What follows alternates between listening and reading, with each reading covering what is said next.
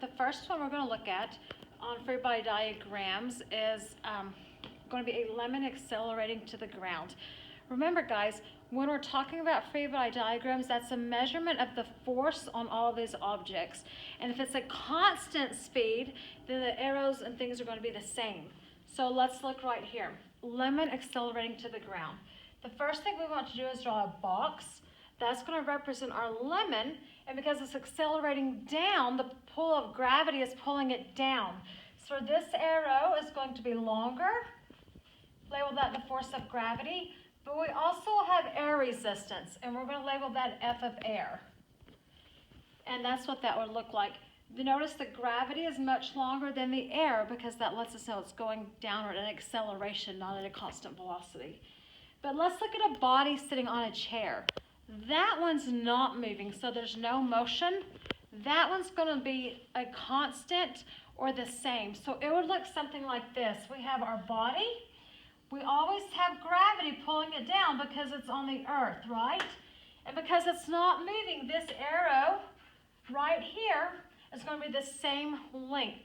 Now, it's on a chair, so it's on something giving it support stable. And remember, that's called our norm force.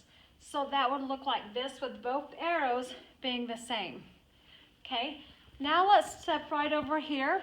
And let's say we have a 21 kilogram object moving right at a constant speed. So the first thing I want to do is I want to draw my box that represents my free body diagram. Inside of there, I'm going to go ahead and put 21 kilograms. That's my mass. And I know it's moving right at a constant speed. So there's some type of applied force. Now, because I have an applied force on this side and it's equal, the opposing side has got to be equal to that. So my arrow right over here should be about the same length. Well, it should be the same length. And you're going to call this F of friction. And once again, this beautiful object is on the earth. So we are going to have gravity acting on it right here, and also air resistance. But it's moving at a constant speed, so that means those forces are going to be the same. So our arrows have to be the same length. Now we know that the acceleration of gravity on Earth is 9.8 meters per second squared. So we can go ahead and solve for the force of gravity, which will be the same as the force of air because they're opposing one another. It's going at a constant speed. So these two have to be equal, and then these two will be equal. So to solve for gravity, the acceleration, I'm going to put F of grav. That's going to be mass times acceleration. We know that the mass is 21 kilograms. So I'm going to put in 21 kilograms. And the acceleration of gravity is 9.8 meters per second squared. And if we do our math, 21 times 9.8, I want to say we get 205.8 newtons, and that will be the force of gravity. And that can come right here, 205.8 newtons. And if it goes here, it also has to go up here, because remember, they are equal forces. Okay, let's look at this next one right here. On this one, we're going to start again by making our free body diagram. We know it's a 3 kilogram object. We have 14 newtons of applied force and 2 newtons of air resistance right here. Notice how this arrow is smaller. We're also going to have gravity acting on here because it's on Earth, but we do not know what that force is right now, but we know that it's going to be equal because our net force is going to be right. So first thing I want to come up here and do after I draw my free body diagram is I just want to get my net force. Our net force is going to be looking at these two forces. It gives us the direction. So the difference of these two is 12 newtons right or rightward. That's our net force for the applied force and the friction. We can also go ahead and solve for gravity. because we're giving the information right here. So I'm going to write F of grav so you know. We have a 3 kilogram object, and we know the acceleration of gravity is 9.8 meters per second squared, because F equals ma. So when we get that, we come and we multiply these together. 3 times 9.8 is going to give us 3 times 9 is 27.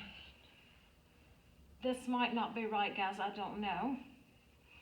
29.4 newtons, I think, of gravity, which would go right here. And this opposing force is also equal. So this would look something like this. Now let's look at one more together. And I'm just going to step in front of you. Hey guys, right here, we're going to have a 250 kilogram helicopter. It's traveling at a constant velocity with an airspeed, or with air in the air, with 1945 newtons of thrust from the engine. So if I come right here, first thing is I'm going to draw my free body diagram. I'm going to put my mass in there. And I know that it's going at a constant velocity, guys. That is key. That means my thrust right here is going to be 1945 newtons. And this other side also is going to be 1945 newtons. I have that, but I also know, because I'm on Earth, I'm going to have the force of gravity. And it's constant again. So that opposing force is the air resistance. And it will go up at the top. I can continue and I can solve for this because I know the information. So if I say F of gravity is mass times acceleration, my mass is 250 kilograms. My acceleration of gravity is 9.8 meters per second squared. And remember, you always have to write your formula, and you always, always, always have to put in your units. That's going to give us, when I multiply 250 times 9.8, give me 2,450 newtons of gravity. And I can label that on my free body diagram. And once again, because it's constant, my opposing force also has to be the same, which is 245 newtons of force. Hope this helps. We'll see you guys tomorrow.